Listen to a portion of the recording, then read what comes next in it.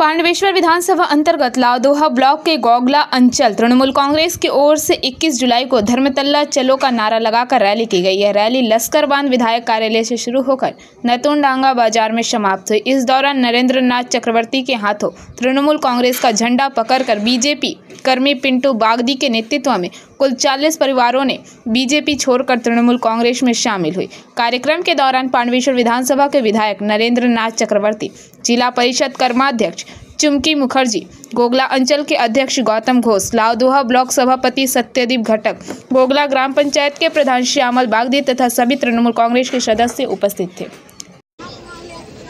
আমাদের প্রাক্তন বিধায়ক আমার ছোট ভাই তিনি দল ছেড়ে চলে গেছেন, অন্য রাজনৈতিক দল করছেন। তিনি 4.5 বছর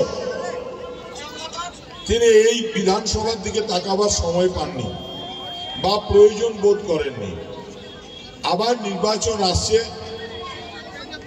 তিনি হয়তো দাঁড়াবার জন্য চিন্তা ভাবনা করছেন। তো মানুষকে দাঁড়াতে হলে তো কিছু কাজকর্ম করতে হবে। তো তাই তিনি এখানে একটা মিছিল করেছিলেন এবং বিজেপির বহু ছেলে, আমাদের দলের কথা ছেড়ে দিন, বিজেপির বহু ছেলে আমাকে ফোন করে বলেছে জন্য উপস্থিত হয়েছি। আগামী 21 জুলাই মমতা বন্দ্যোপাধ্যায়ের নেতৃত্বে, অভিষেক বন্দ্যোপাধ্যায়ের নেতৃত্বে আমরা যে আগামী দিন 21 জুলাই যে কলকাতায় ধর্মতলা যাব শহীদ তর্পণের উদ্দেশ্যে, সেই জন্য আজকে আমাদের মহামিছিল।